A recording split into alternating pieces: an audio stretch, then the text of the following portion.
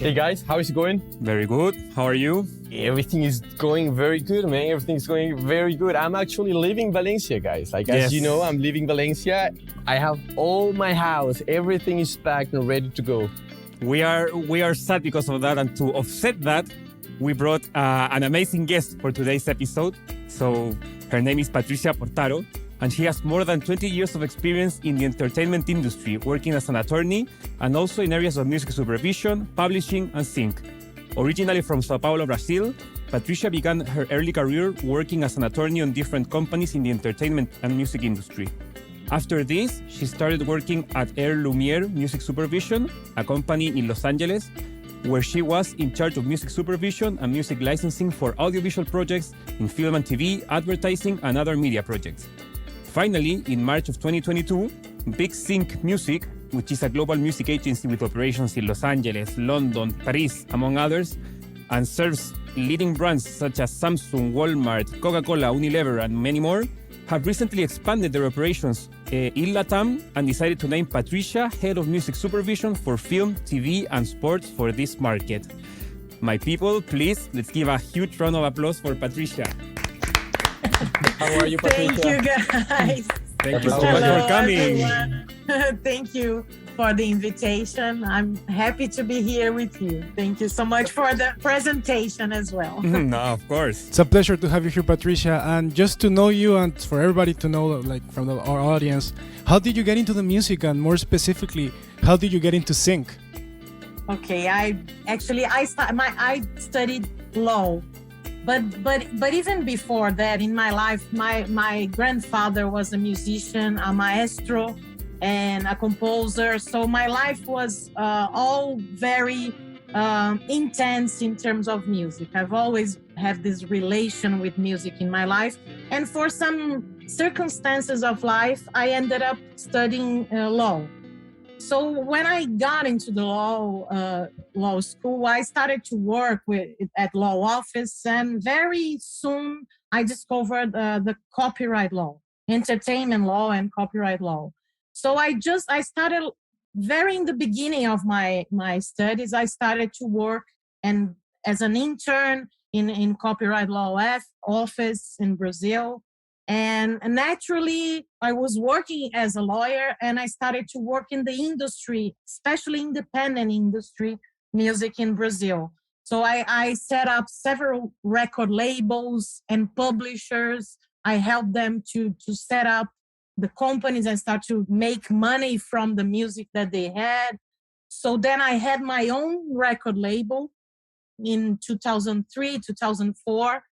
And we released one singer that is a very important singer in Brazil, that is Cell. So, and the record label still exists, but I left the record label because I went to London to study music business, to make a master's in music business. And then I discovered the sync world in this master's. I already had one experience with clearance before, but then I discovered the music supervision world and the sync world.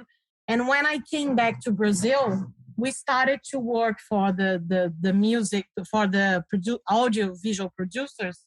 And we set up a clearance department. So I started in 2004, 2005 to work as a music consultant only for licensing for these companies. And then things just happened. And I ended up becoming a music supervisor. But I spent some time doing just like clearances. But when I saw, actually, I was already doing music supervision. This is what happened, because I was already replacing music and taking care of cue sheets and doing things that a lawyer normally doesn't do. So I found out that there was a course here in Los Angeles. And in 2009, I came to Los Angeles to study music supervision. And I did my first project when I came back to Brazil in 2010. Nice. And one of the things that I wonder a lot is the whole process that comes with it. And I'm very curious about the process that, from all these years of experience that you have, how is your process of finding that perfect song? Because I imagine that that comes with everything depends on the emotion that the music brings. You have to talk to the director, you have to talk to maybe the writers, and then you have to come up with a short list of songs that actually can evoke the feelings that they are looking for the right scene. So I'm wondering, how is that process for you? You have tools, you have playlists. I was reading right now that there is some AI that is actually helping music supervisors and different entities to look for the right song, or you come up with those songs right on the spot, or you search based on the reference track. How is that journey for you?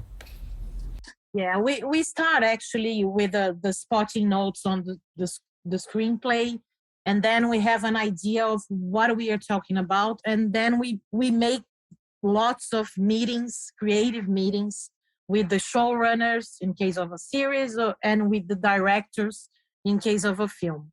So in these meetings, I would say that this work is very collaborative, because everyone has an opinion about a music, about a song that they think that would be great in the film. So everyone, normally, sometimes they come with the concept, the music concept, already ready for, I know what I want and I want this, so find songs like this. But sometimes we have to help them to find the concept. So these meetings are like brainstorms where we exchange music and we send music, we receive reference. And from there, we start a internal research with the creative team, like researching a lot and trying a lot, because the music supervision has something very peculiar, that it's not the first time that you're like, this is the song and it's ready. There are several approvals that we need to obtain. It's not only the showrunner and the director, it's the producer, then the channel or the distributor. So we need several approvals. So and even the work of sending playlists and making suggestions, it's a lot of error, and we send things that are not there, and we have to send again. So it's like we start to send a reference, and from this reference we expand our research. And of course we have great partners that are the labels and publishers. So the first thing when I start, we make a creative brainstorm, and we send suggestions just like creative suggestions. In the second phase, we think more about the budget and what songs are possible for that project, because it's not only, I love the Beatles, so I'm gonna send this song. No, this project cannot have a Beatles song. So we have a second research, that when we talk to the publishers, receive materials from the publishers to be in that budget that we have, and then we start to make this like partnerships with sometimes a partnership with one publisher that has the songs that are according to that concept. So it's a very dynamic part of the process. Actually, all the work is very dynamic, but this first part, that is the creative, is very collaborative, as I said, and we receive suggestions, send suggestions. It's very dynamic. And it's very interesting, because I imagine that from all these kind of conversations that you have and approvals and different hoops, probably in the middle of nowhere, it comes like a big wall. It's either like the artist is not in for the whole project, or maybe someone like ahead of the approval said, no, I don't like the song is not going, or it's like over the top of the budget.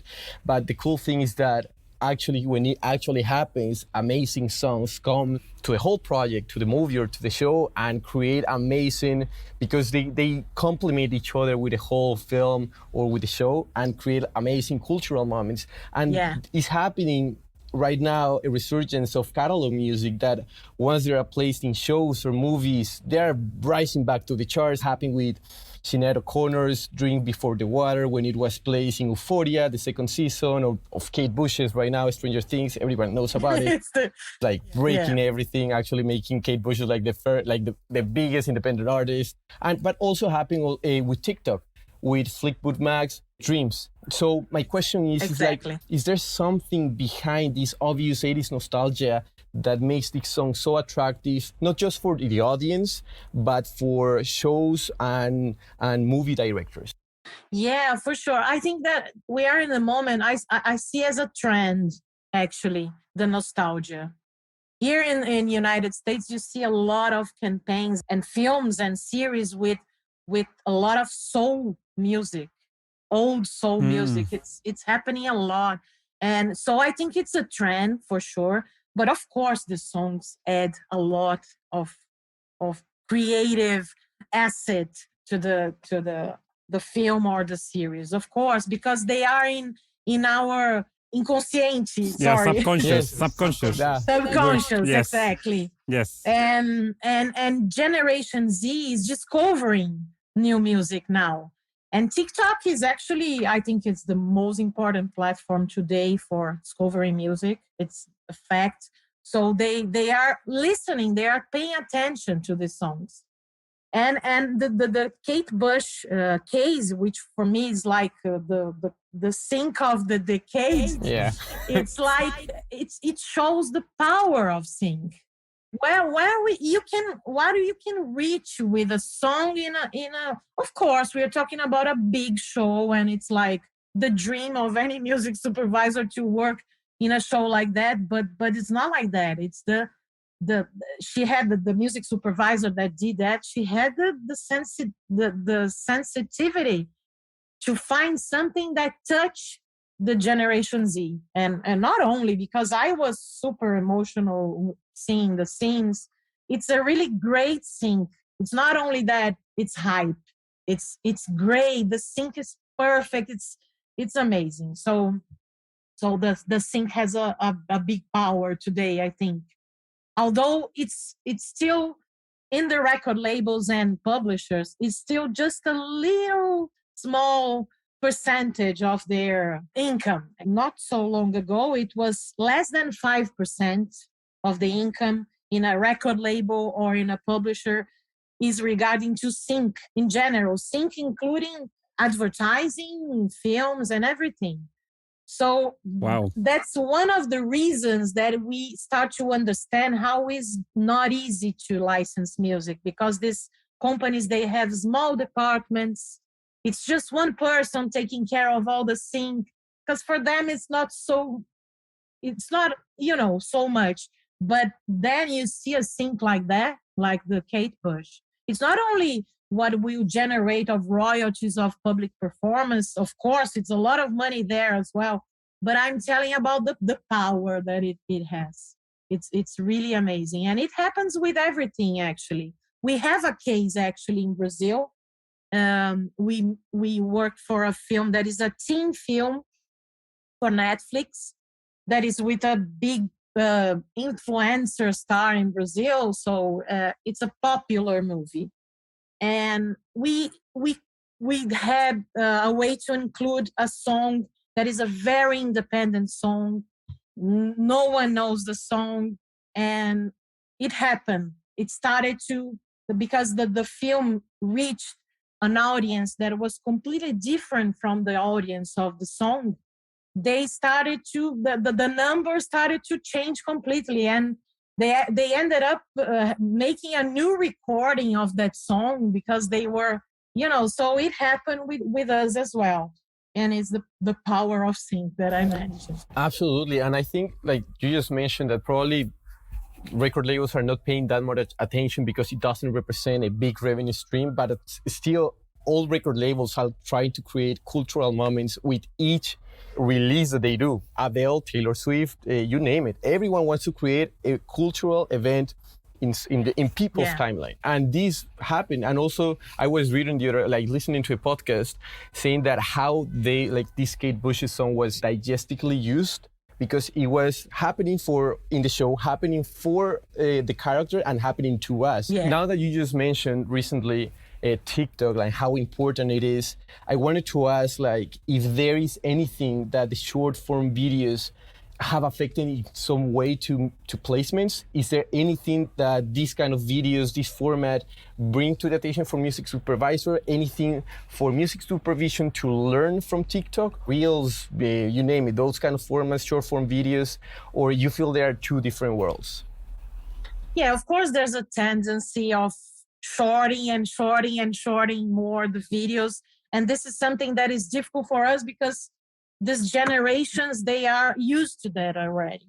So I don't know what's going to happen in some years after lots of years only spending time with short videos. So if they will want to see a series in the future, and for now, we don't see much problem. Of course, there's a tendency to like just short things and small things and quick things. But at the same time, I think that TikTok is, like, for us, is a very good thing for trends and music that are being requested to us. It's a lot from TikTok. And when we research music now, one of the things that we didn't have before and we have now is viral songs. We need to be aware of any viral song, especially in the territory that you were producing. It's very important. So I think it's a lot of influence in the environment for sure. But I don't see this movement of like producers are thinking about only produce short videos from now. They have ideas of doing like series with like 3-minute each episode. This is something that I've heard already. So it's going to happen for sure because of all the things that I've just said. But I think that still, like, cinema and series now, it's something so important for all generations that I think that it's still gonna exist. I don't think it's gonna end, but I think things are changing for sure because of TikTok. It's a great impact in the music industry, for good and for bad. There are things that, like, when you make a song, when a song goes viral, it's amazing, it's great for the artist, but it's something so quick that and some artists, they don't even have time to use that for something like, but sometimes it happens. Like, we have an artist in Brazil that is Marina Senna. She's a new artist, and one of her songs has gone viral in TikTok. But she's a great artist. So she took that moment to promote herself, and her career has launched like it's crazy now. She's one of the most important artists in Brazil right now. So in the independent scene, but she's not only independent more. She's like more mainstream now. She's becoming mainstream. But she's a good artist. So she has a career. So she just used that moment to promote everything, and it was great for her. But it doesn't happen with all the artists. Sometimes it's just quick. It's good for the artist for sure, because it generates money as well, and generates knowledge of people that didn't know that song. But there are negative things as well. I think it's not only positive things that this new world bring to us. Definitely, but I think that's amazing, and we have talked a lot about that idea in the podcast, and Jorge can correct me here, but I think you have been one of the greatest promoters of this idea that when the viral moment comes, you have to have your profile like already set up and done so that people can like go more, search for more content, and that's also linked with what you were talking about, Patricia, of the power of sync. And I just wanted to mention, like, I thought it's super interesting and something to reflect that even though it's only 5% of what record labels are doing, and it might sound like a little amount of money, but as you say, the power of sync, I think is an important message, because maybe the sync deal represents only a 5% in the money, but in the example of Kate Bush, for example, after that placement, how much money comes in royalties? And that royalty money comes, I guess they record it as royalty, not as sync. So sync has a lot exactly. sync has a huge potential even nowadays of like pushing like other income sources of the record label, and they are not recorded as a sync result. So it might be a little bit tricky. I think it's a good message for like record label directors, for everyone. Like that record, Kate Bush's, and not even that record, like her whole catalog might have been a huge boost. So, and that's not recorded as sync. So it's a huge, It is. It is. Yesterday I read that she's making $200,000 a week now. This is public performance. And also, it's public performance, and from Spotify as well, from reproduction. So there's a. It's not only the sync. You're totally right. The sync is just a fee, and it represents just what they do. But the thing is much more broad than just the sync fee. Wonderful. And I wanted to talk to you maybe about a more, let's say, regional overview as Big Sync is moving into Latin America. Recently, during the pandemic, we saw a study conducted by Jason Hoven from Chartmetric that talked about, let's say, the trigger cities, the most important music cities in terms of music streaming consumption in Latin America. So extrapolating, let's say, this notion to the sync industry, which countries and or cities would you say stand out in the region and have proven or has shown, let's say, significant growth during this period and show an opportunity for companies such as Big Sync? Okay, I think actually Big Sync works in all Latin America. I'm not aware of all operation because I'm still I'm new at the company, but I know because we have people in one person in Argentina and one person in Mexico. So I know they do a lot in terms of the brands in these countries.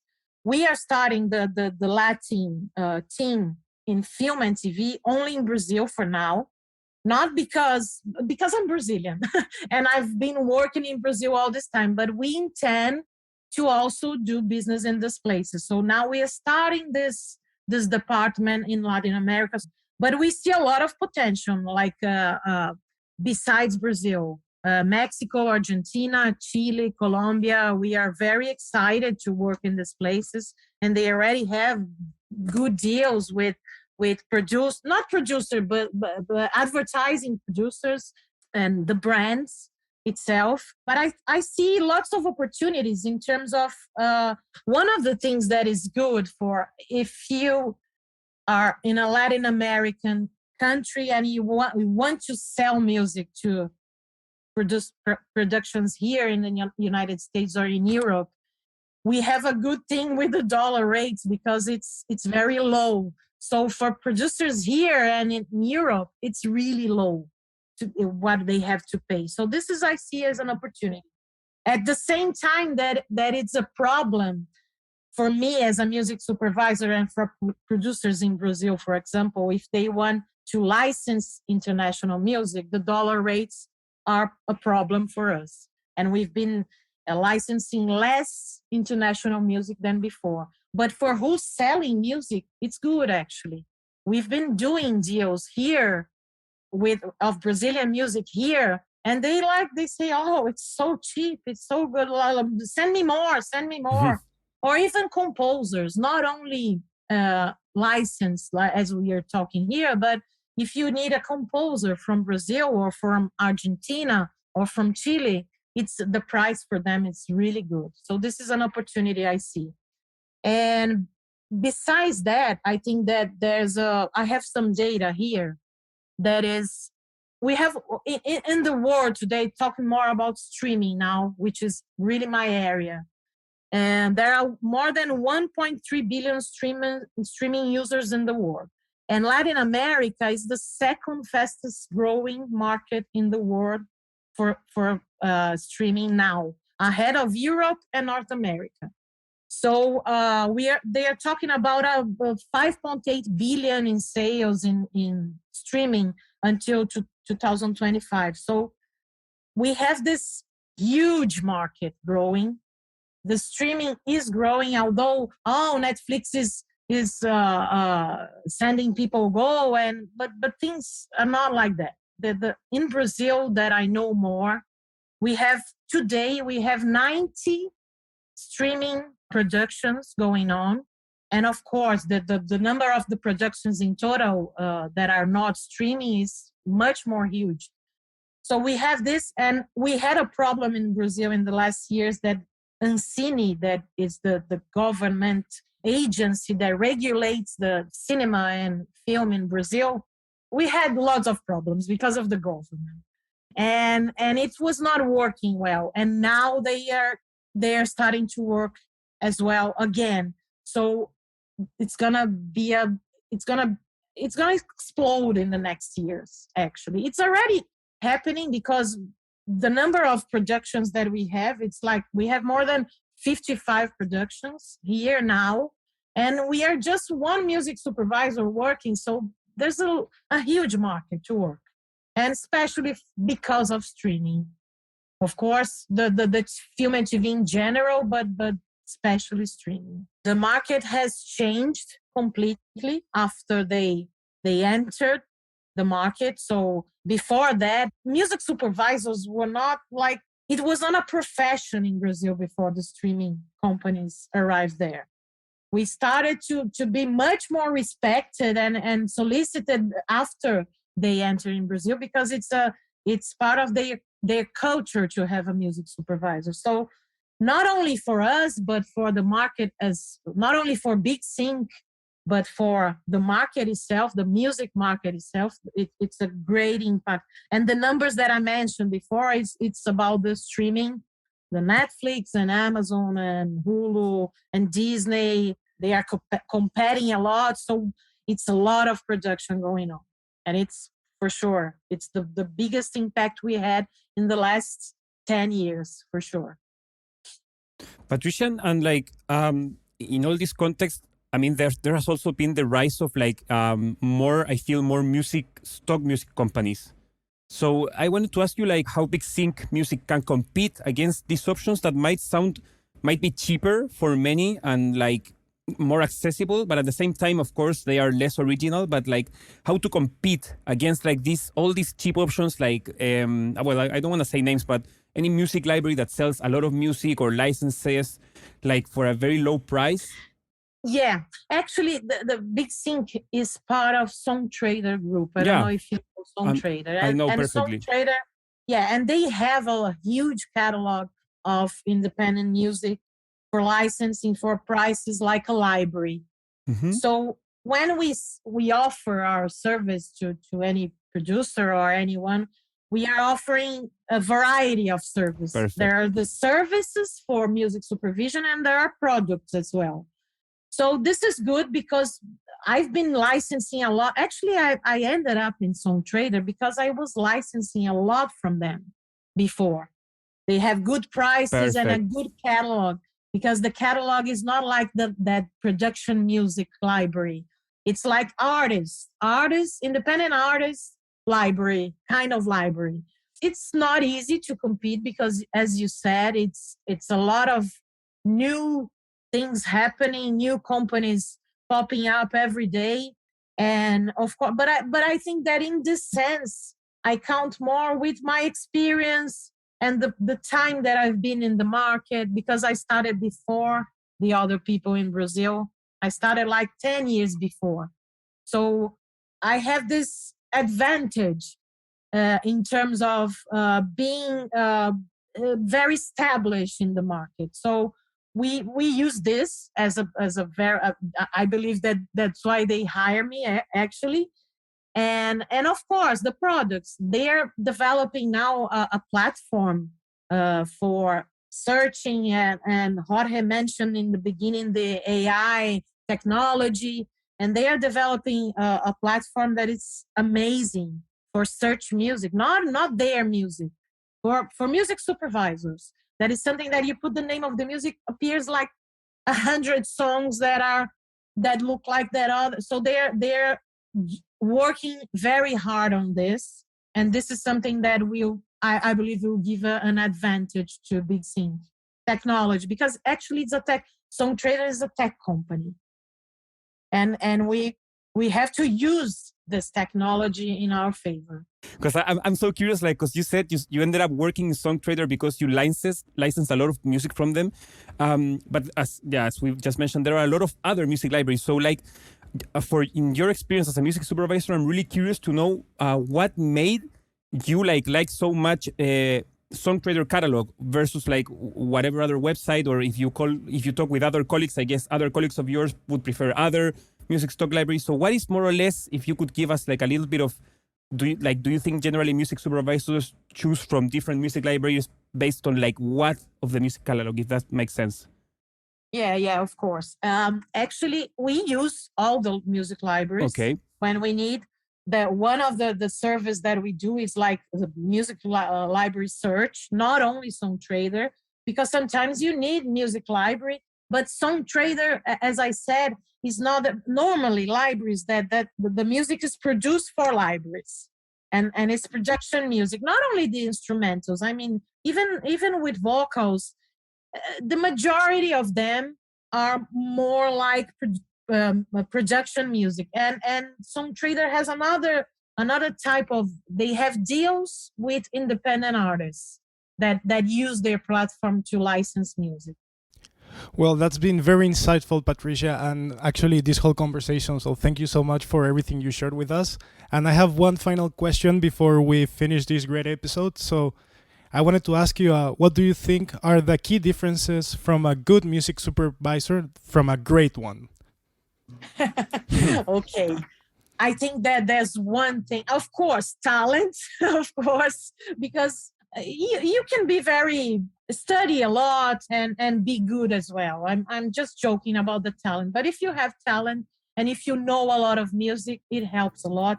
But I think the most important thing is detail. Be detail oriented.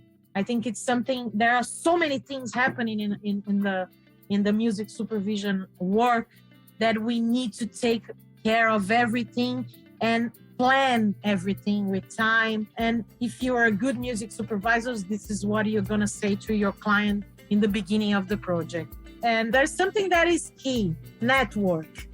Nice. Network is key, of course, with publishers, labels, artists, and everyone. I think it's that. Fantastic. Patricia, thank you so much. Thank you so much for coming. Honestly, we had such a good time. I think there is a lot of things that people can learn from, like the little jewels that you just dropped. Thank you. Is there anything, a last message that you want to share with our audience? And is there any kind of way people can contact you if they want to? The channel is yours. No. Thank you so much, guys. It was a very good chat, and I'm thank you so much. No, honestly, thank you for having the time. And Patricia, thank you, guys. I'll see you next week with another interview. And thank you, everyone, for listening again. We'll see you next week. Thank you. Bye. Thank you.